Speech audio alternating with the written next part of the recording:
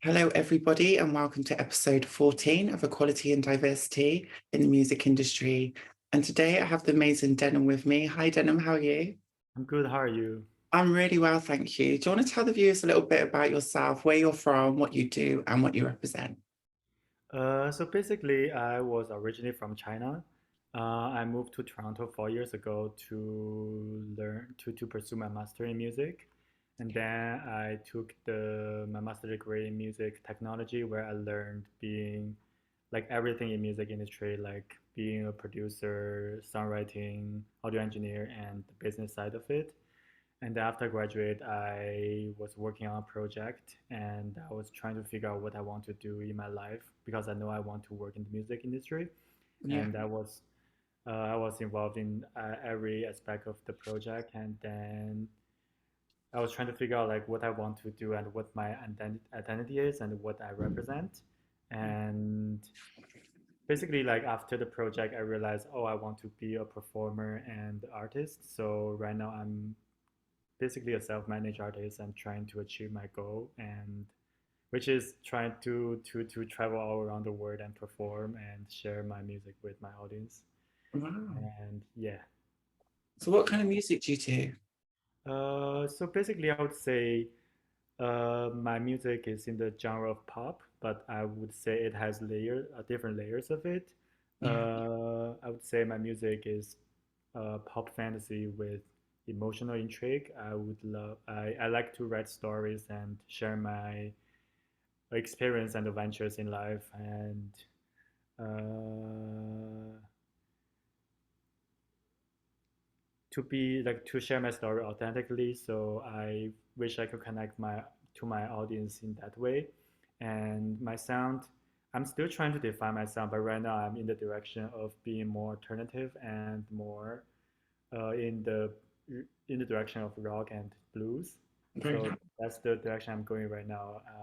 So my next project is, you can imagine it has a pop sound similar to Childish Gambino, Blue Mars, and Perfume Genius. These are the three artists I'm referencing to my next project. Very nice. Very Yeah. nice indeed.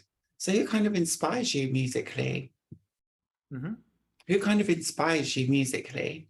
Uh, so basically, like my story with music, so like like some people like you feel like they have something to do in their life, is their Yeah. mission in life, is their destiny.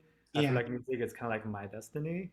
So basically, like story is like when I was a baby in China, when I was maybe 12 3 years old, and starting to listen to like Chinese pop music back in the day.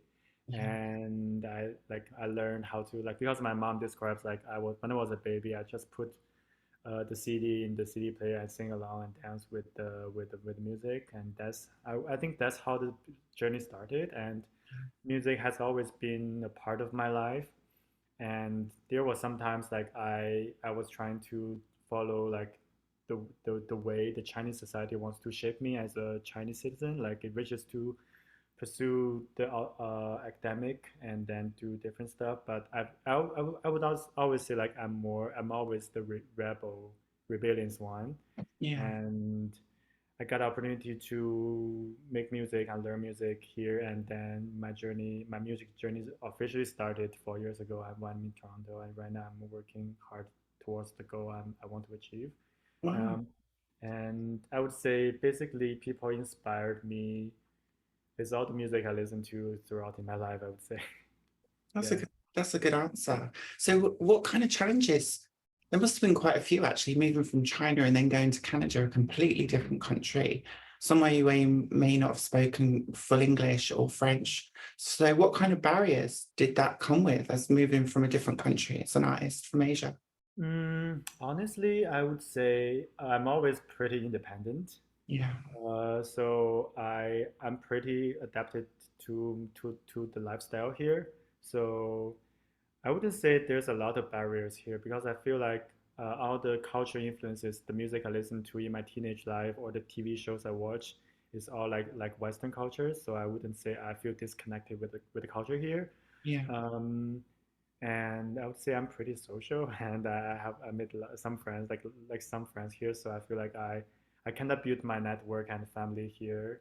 And like at first I didn't really like Toronto because I feel um, like I feel like basically I would say the feeling is like when you actually move to somewhere at the beginning, you don't feel like that's your home, you don't really belong there. But Yeah. like after living here almost 4 years, I feel like this place is kind of become my home because I have other friends here. I have because like one interesting fact is that I went out several times to different music events around the city, and every time I go out, I met someone I know, and Yeah. that's the time made me feel like I'm a part of the city now. So I'm really happy Exactly. about that. Yeah, Yeah. So you've got a sense of belonging yeah, and a purpose, like you said. That's really, really nice. And it's really inspirational, actually, because I'm sure a lot of people can relate to having to move to a different country and yeah, starting their life and kind of rebuilding and starting again, I guess. yeah, So, yeah.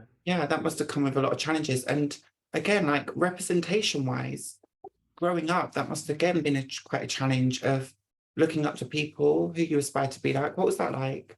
Yeah, so basically, because like right now, when I'm looking back, I feel like I became mature and mature, more and more mature with every day I'm growing up. And when I look back right now, I feel like actually like because like in China the situation is quite different. Like there's not a proper sex education, Yeah. so I didn't realize there was gay till I watched accidentally saw a homosexual sex picture. So that's the time I realized I'm attracted to male, and Yeah. that's the time I realized there is a gay community we're living within the society because like there's no mainstream representations of homosexuality or queer people on Chinese media. Yeah. So I feel like growing up, I don't really have a role model to follow. Yes. So like all the things I do is I basically I feel like that might be the reason make me who I was or who I am today, which is like because I don't have a role model, I just basically do things what I feel like to do, and I always be in the rebellious. And because like Chinese schools, they are so institutionalized, Yeah. so they want to shape you in the mold and like make you become a part of the society. But Yeah. like I'm always the rebel one, and I don't want to do this, I don't want to do that, I don't want to follow these rules. Yeah. And I think that this might be the reason I'm kind of like today as my identity.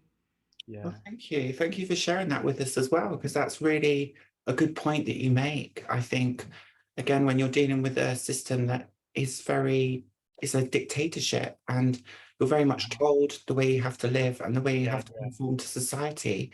yeah, And then growing up in a society where you don't actually identify with the people you're shown must hmm have also come with its difficulties and struggles, yeah, yeah, yours for you to find yourself. So really what you're doing is trailblazing for a lot of the younger generations now who yeah, are exploring their self and finding out who they are. yeah, So to me, that's super inspiring. yeah. Like I was.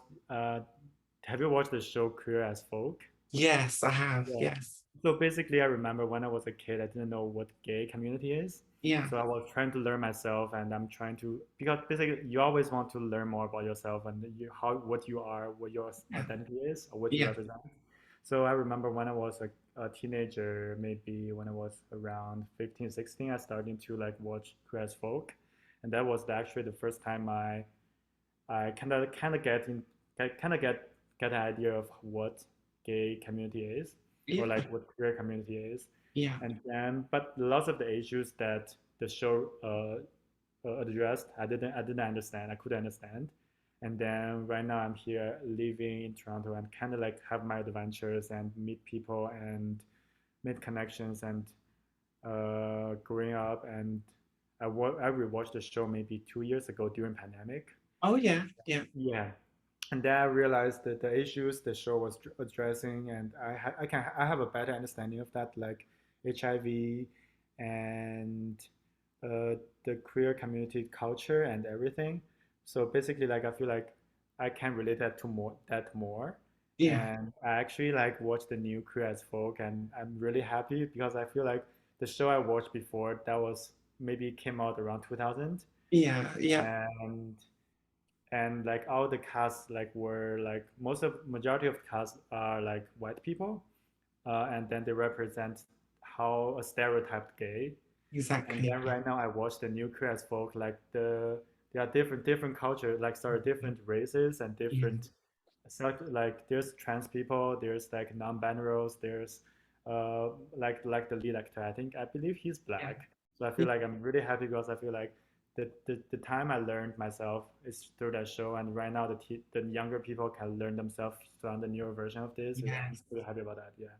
Yeah, I think that's a great point you make. We are making progress, but it's very small steps, but it's steps in the right direction. So I think thanks to the work we're all doing at the moment on that and paving Yeah. the way and trying to represent. And I think that again, you've just raised an important point about having people that we can look up to, that we Yeah. can relate to, that we can learn from and understand. Yeah. I think is super valuable to the younger generations. Yeah. And to be quite honest, I've noticed that the younger ones are a lot more accepting and a lot more open-minded Yes. Yes. than Definitely. what we were, and it's nice to see that. But, I think one of the issues, especially in music, it's not the lower levels that need educating, it's more of the higher levels and the higher level positions. Yeah. So that's again why we're doing this show, is to help educate and inform people of the different kind of barriers and intersectionalities that everyone faces in music and the kind of barriers they've overcome. So if you was to say to anyone younger who's aspiring to be like you, what kind of advice would you kind of give them? Mm, so, so basically, I would say from identity wise, I'm still trying to figure out myself. Yeah, I would say like my advice is always the same, like because like I feel like being like living your life, being a human, and making music, like you have to be authentic to yourself and you have to follow your heart. yeah, And I feel like you shouldn't follow the mainstream and what other people tell you, and you just have to believe in yourself, follow your heart. If that's advice I have to give. it's um, amazing. yeah, and I hope I can be a good role model, but I don't think I'm there yet. Yes, you are. You are there. So never say you're not never there, because that you certainly are. Um, and yeah, thank you for sharing that with us. That's really valuable. And what's the kind of LGBT scene like over in Canada? What's it like over there in diversity? You mean like out of music industry? Yeah, out of the music industry and just in general culture. Okay, I would say they are pretty acceptable and they are pretty open-minded because I think I know like from shows and from different sources that Canada is one of the most like open to LGBTQ and queer people. And I see like last month was Pride Month, and everyone basically they came to the gay village area, and they were there, like everyone was celebrating. I would say like in general, like the culture here is pretty open-minded, and Yeah, the gays are pretty happy here. brilliant. That's lovely to hear. And kind of with us in our culture, the LGBT community runs through the music industry. I Yeah. was wondering, is that kind of similar in Canada as well? Like, Mm, I was actually talking about the same topic with a manager at I met, because I was basically asking like, how do you think about the gays community in music here? yeah, I would say like there is not much of the community sense for gay artists, interesting. because like I would say like because I live in Toronto, and lots of people they referring, because like lots of people they think about Toronto music, they think about Drake, The Weeknd, Yeah, Justin Bieber, and then they have a Toronto sound. But I would say like sometimes I feel like I don't fit into that sound, so sometimes I feel like I don't have a community I belong to.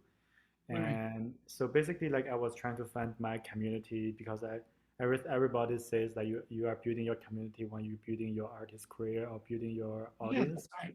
Yeah, And I was trying to find a community, so I basically I go different communities to network. yeah, I would say like for the gay artists or like the queer artist, we actually I don't think there's a strong community. Yeah. Oh, that's a good point you make there, actually, because I do notice in this country there's a very big community around music and the LGBT communities Yeah. and then working together. And we work together quite a lot with different venues and fashions shows, Yeah. and it's very much intertwined with each other. So that's a very good point you make, and maybe that's something in the future that we Yeah. can build on and hopefully help along with. Is building some community for you there, Yes. because that'd Yeah. be really nice. It kind of, as an artist, what would you say you represent as Denim Blue as an artist? Honestly, I've been thinking about the same thing for a while because I was trying to think about what is my brand. Yeah. Um, I would say Denim Blue is a hopeless romantic gay boy who is looking for love, and that is actually the theme of my next project, which is the journey of looking for love. Yeah, because there's adventures, there's the thrills, there's heartbreaks, and also there's intimacy we are looking for because that's what everyone is looking for in the love searching journey, which is to be intimate with someone and be vulnerable in front of someone. Yeah. I would say like I'm just representing a normal, hopeless, romantic gay boy who is looking for love. I love that. We need more people representing what Yeah, you represent. And I think the world would be a nice, kinder, fairer, more accepting place to live. So yeah. thank you for being you. Thank So you. I think you've answered a little part of my next question, which is, Uh-huh. what kind of things have you got up and coming? And is there anything you want to share with the audience on any future releases or appearances? So basically, I'm working on a project. Yeah. It's gonna be like my I would say official debut album, and I'm quite excited about that because I feel like right now I know what kind of direction I want to go and what role I want to work as an artist, Yeah. and I know like the theme of it. I know I kind of figure out the visual of it, so I'm trying to make it happen. That sounds And amazing. my schedule release is sometime next summer, so I'm gonna be really quiet from now till then. But I'm still have to post something on my social media to keep it engaged, Yeah. which I hate so much because I don't think I'm a social media person. Like I like to keep things to myself privately and only post music related stuff when it comes. I Yeah, think, yeah, a lot of artists feel that way. I think social media is just an added baggage to a lot of artists when they want to be creative, yeah, that's what their yeah, focus is. yeah. So if anyone wants to follow you, check you out, or listen to your music, is there any links you want to share with the audience where they can find you? So yeah, my artist name is Denim Blue, blue without E and an accent on U, which makes me feel like I'm Beyonce and her album Dropping Tonight. Uh, yeah, so like basically most of my social handles is Denim Blue Music, DENIM BLU Music, Denim Blue Yeah. Music. Thank you so much. Thank you for sharing that. And I just want to say a massive thank you for coming along and sharing your time and your views and just being you and on the show today. I really appreciate that and your insights from Canada, Yeah, and everything you represent. And I'm wishing you all the best for your future career. And I'm sure there's going to be lots to hear from you soon. thank you for having me. Like this is fun. It's been a real pleasure and thank you for coming along. And I'm sure we'll speak again soon. Yeah, Thank you so much, and thank you.